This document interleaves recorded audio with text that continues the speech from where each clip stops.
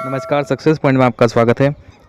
आज हम कक्षा 9 की क्षितिज पाठ्य पुस्तक का रसखान के सवैये वाला पाठ और पाठ का भावार्थ और साथ में क्वेश्चन आंसर देखने वाले हैं।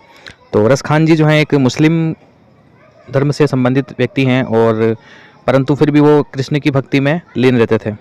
मुस्लिम होते हुए भी उन्होंने श्री कृष्ण की भक्ति को अपनाया था।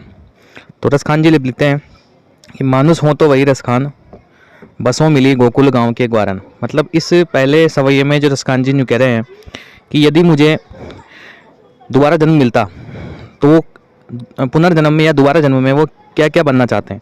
तो मानुस हो तो वही रसखान, बसों मिली गोकुल गांव के ग्वारन, कि यदि उन्हें दोबारा मनुष्य जन्म मिलता है तो वे गोकुल गांव के ग्वाल बनना चाहते हैं। ग्वाल का मतलब जो गायों को चराते हैं।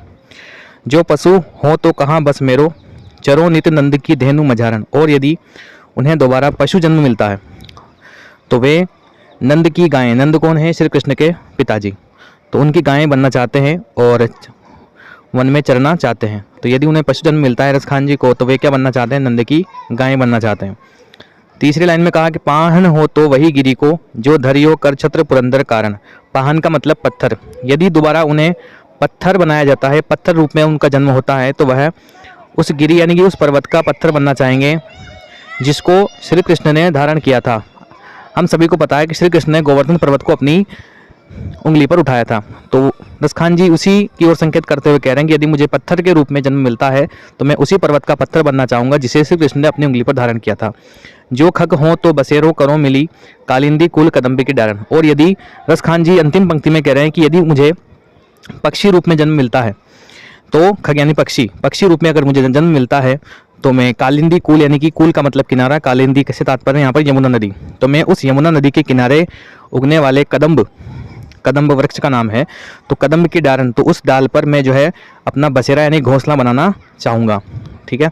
तो इस प्रकार से इन चारों पंक्तियों में जो श्री रसखान जी जो हैं श्री कृष्ण के करीब ही रहना चाहने का प्रयास कर रहे हैं। श्री कृष्ण के बिल्कुल नज़दीक रहने का प्रयास वो करना चाह रहे हैं। नेक्स्ट सवैये में कह रहे हैं कि या लकोटी अरु कामरिया पर राज तिहुपुर को तजिडारो। अब जो है ये तो पहले वाले में तो जन्म से संबंधित थे और दूसरे वाले सवैये में जो है श्री कृष्ण की वस्तुओं से संबंधित है कि कौन कौन सी वस्तुएं जो श्री कृष्ण अपने पास में रखते हैं। तो या लकुटी अरु कामरिया पर, जब श्री कृष्ण जो है वन में गायों को चराने जाते थे तब अपने तन पर एक तो कंबल डालते थे, कामरिया यानी कंबल, और लकुटी यानी कि लकड़ी लेकर के वो जाते थे।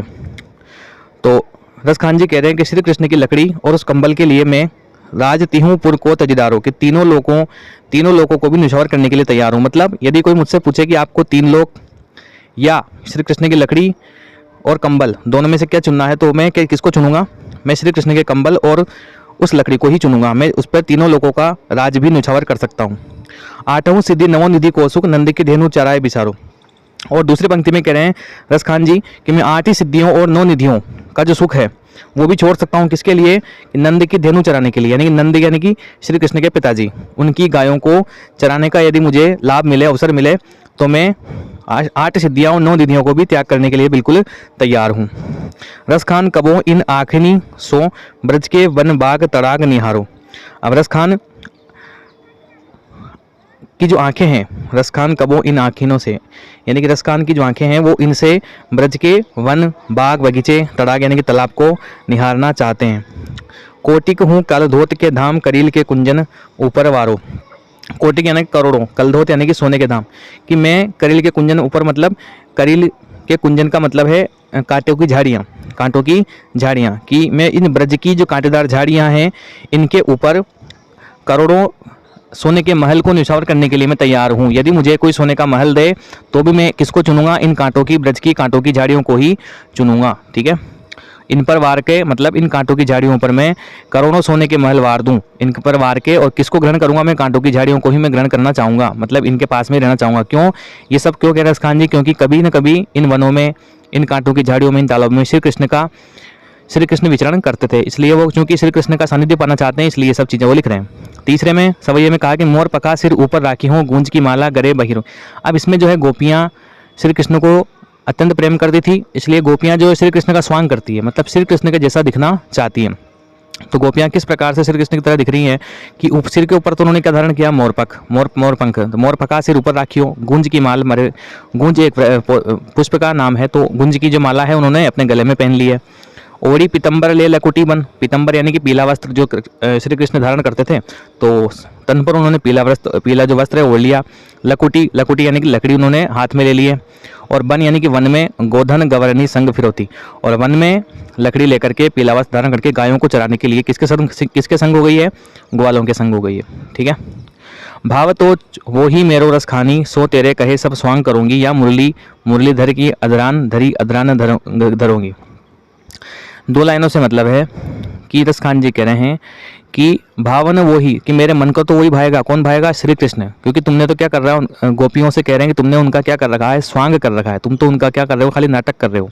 और तुम्हारे होठों पर भी क्या है? मुरली नहीं है, मुरलीधरण की मुरली नहीं है। और श्री कृष्ण जो है बिना मुरली के बिल्कुल अधूरे होते हैं।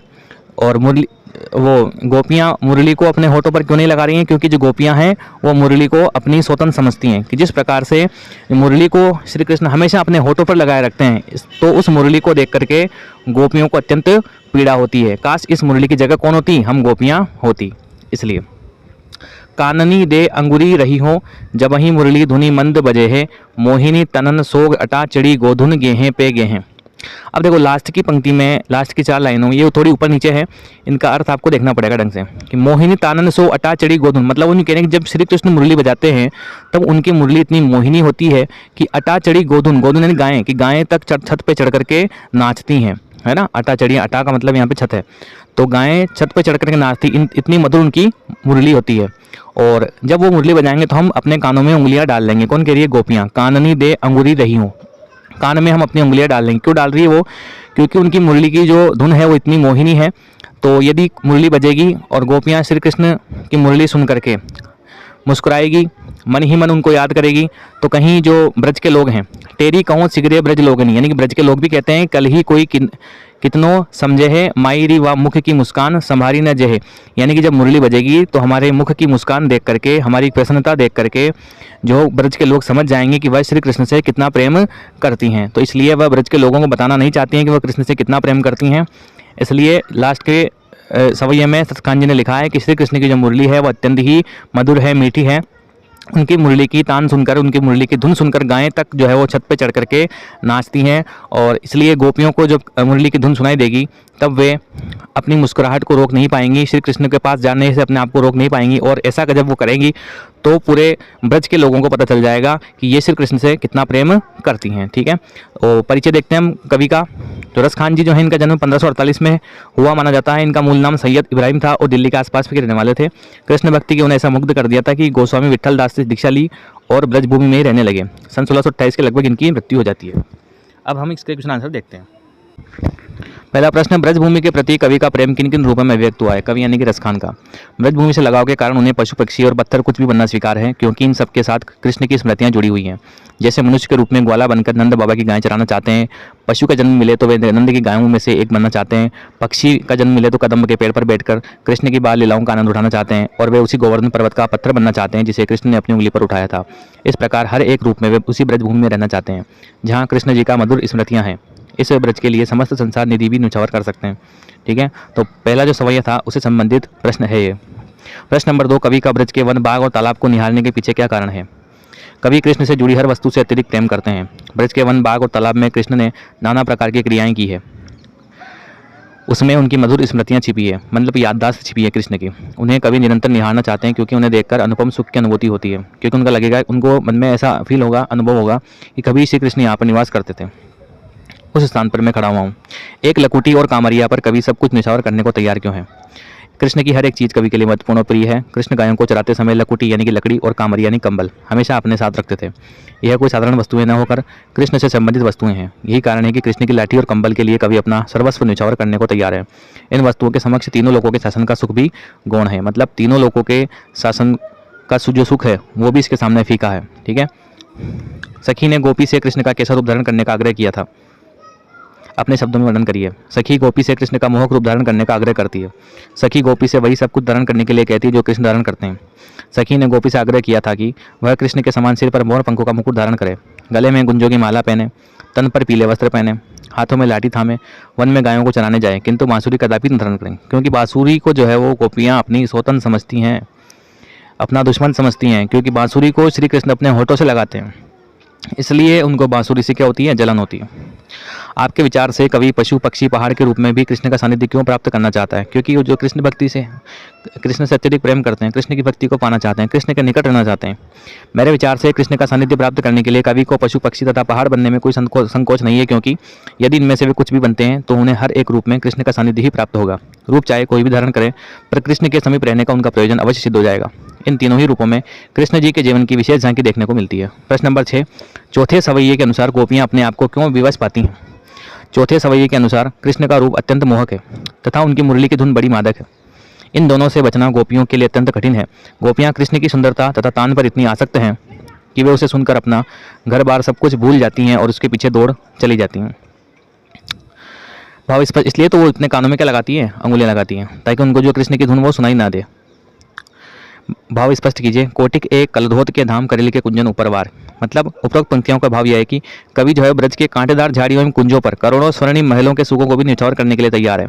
उन कुंजों में श्री कृष्ण जी अभी भी निवास करते हैं, ऐसा उनका विश्वास है। कहने का तात्पर्य यह है कि जो आत्मिक सुख ब्रज की प्राकृतिक छटा में है, वैसा सुख संसार की आठों सिद्धियों नौ निधियों में कहाँ है। दूसरा, मायरी वाव मुख की मुस्कानी समारी न जेह न जेह न जेह। उपरोक्त पंक्तियों का भाव यह है कि कृष्ण की मुस्कान इतनी मोहक है कि गोपियां अपनी सुध बुध खो देती हैं। अर्थात कृष्ण की मुस्कान पर गोपी इस तरह मोहित हो जाती है कि लोक लाज का भी भय उनके मन में नहीं रहता और सब कुछ भूल कर वह कृष्ण की तरफ खींची चली जाती है। कालिंदी कुल कदम के डारण में क्या कौन सा अलंकार है? तो कालिंदी कुल कदम के डारण में क वर्ण की आवृत्ति होने के कारण अनुप्रास अलंकार। देखो, अलंकार किसे कहते हैं? काव्य की जो सौंदर्यता प्रकट होती है वो अलंकार के माध्यम से होती है। अलंकार का मतलब ही गहना होता है, ठीक है। तो जिस प्रकार महिलाओं का गहना उनका आभूषण है, उसी प्रकार से काव्य का जो गहना है उनका क्या है, अलंकार है। जब एक ही वर्ण की आवृत्ति बार बार होती है, यानी कि जहाँ पर देखो क बार बार रिपीट हो रहा है, इसलिए यहाँ पर कौन सा अलंकार है? अनुप्रास अलंकार है, ठीक है। इस प्रकार से हमने मोस्ट जो क्वेश्चन थे वो सभी देखे, पाठ का सारे भी देखा। आशा करता हूँ कि वीडियो आपको पसंद आया होगा और मिलते हैं नेक्स्ट वीडियो में। धन्यवाद।